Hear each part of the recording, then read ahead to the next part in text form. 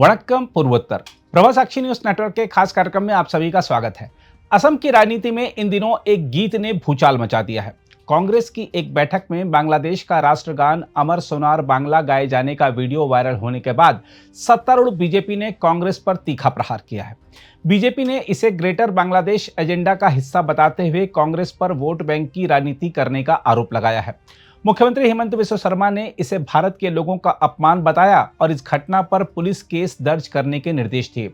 उन्होंने कहा यह घटना उन बांग्लादेशी बयानों से मेल खाती है जिनमें कहा गया कि पूर्वोत्तर भारत भविष्य में बांग्लादेश का हिस्सा बनेगा। इस तरह का कृत्य राष्ट्र का अपमान है।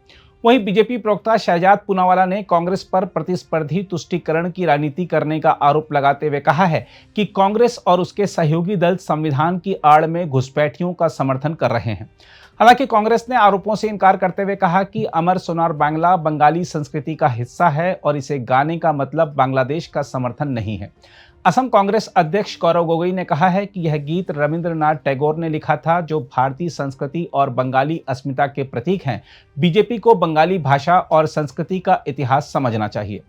इस बीच तृणमूल कांग्रेस सांसद महुआ मोइत्रा ने भी कहा है कि अमर सोनार बांग्ला 1905 में बंगाल विभाजन के विरोध में लिखा गया था और बाद में 1971 में बांग्लादेश ने इसकी पहली 10 पंक्तियों को अपने राष्ट्रगान के रूप में अपनाया।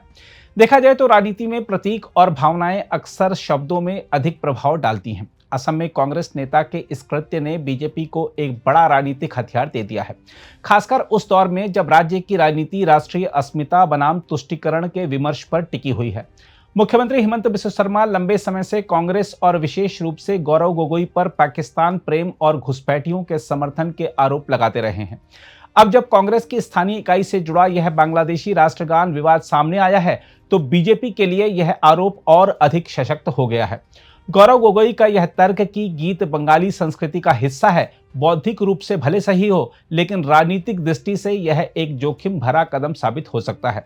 असम में बंगाली मूल के मतदाता सीमित संख्या में हैं, जबकि बहुसंख्यक असमिया जनमानस बांग्लादेशी घुसपैठ को लेकर संवेदनशील है। बीजेपी इसी भावनात्मक रेखा पर चुनावी रणनीति रच रही है और कांग्रेस उसी जाल में फंसती दिखाई दे रही है।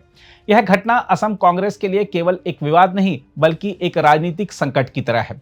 बीजेपी इसे यह कहकर प्रचारित कर सकती है कि कांग्रेस भारतीय राष्ट्रवाद से अधिक सांस्कृतिक तुष्टीकरण में विश्वास रखती है।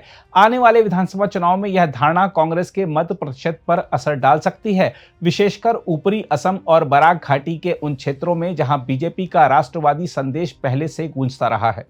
असम की राजनीति में यह विवाद 3 स्तरों पर प्रभाव डाल सकता है। सांस्कृतिक स्तर पर यह असमिया अस्मिता बनाम बंगाली पहचान की बहस को फिर उभारेगा। राजनीतिक स्तर पर बीजेपी इसे देशभक्ति बनाम तुष्टीकरण की बहस में बदलने की कोशिश करेगी। चुनावी स्तर पर कांग्रेस का वोट बैंक विभाजित हो सकता है। असमिया मतदाता दूर जा सकते हैं, जबकि बंगाली मतदाता बीजेपी की कड़ी नीति से पहले से ही असहज हैं। न्यायिक प्रभाव और संवैधानिक प्रश्न को देखें तो मुख्यमंत्री हेमंत बिस्वा शर्मा की ओर से पुलिस केस दर्ज कराने का निर्देश देने के बाद यह मामला केवल राजनीतिक नहीं बल्कि कानूनी रूप से भी संवेदनशील हो गया है। भारतीय दंड संहिता की धारा 124A यानी राजद्रोह और 153A यानी सांप्रदायिक सौहार्द बिगाड़ने के तहत ऐसी गतिविधियां जांच के दायरे में आ सकती हैं। यदि यह साबित हो जाता है कि बांग्लादेश का राष्ट्रगान राजनीतिक आयोजन में जानबूझकर गाया गया तो राष्ट्र प्रतीकों का अपमान माने जाने की संभावना से भी इनकार नहीं किया जा सकता। परंतु दूसरी ओर यदि यह सांस्कृतिक प्रस्तुति मात्र थी तो यह मामला अभिव्यक्ति की स्वतंत्रता के अंतर्गत भी आ सकता है। इस प्रकार यह प्रकरण असम में सांस्कृतिक अभिव्यक्ति बनाम राष्ट्रभक्ति की न्यायिक सीमा को परिभाषित करने वाला एक नई मिसाल बन सकता है। बहरहाल असम कांग्रेस के लिए यह विवाद राजनीतिक रूप से आत्मघाती कदम जैसा प्रतीत हो रहा है।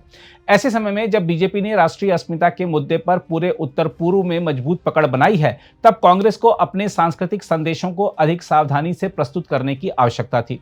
गौरव गोगोई के लिए भी यह स्थिति चुनौतीपूर्ण है कि एक और उन्हें बंगाली संस्कृति का सम्मान बचाना है तो दूसरी ओर असमिया अस्मिता के प्रति संवेदनशीलता दिखानी है। अगले विधानसभा चुनाव में यह विवाद कांग्रेस के लिए राजनीतिक नुकसान का कारण बन सकता है, क्योंकि बीजेपी इस घटनाक्रम को देशभक्ति बनाम विभाजनकारी मानसिकता की कथा में ढालने में देर नहीं करेगी। अगर आप भी लेना चाहते हैं देश दुनिया की तमाम जानकारी तो आज ही सब्सक्राइब करें हमारे चैनल को। साथ ही नीचे दिए बेल आइकन को जरूर दबाएं ताकि हर अपडेट आप तक पहुंच सके।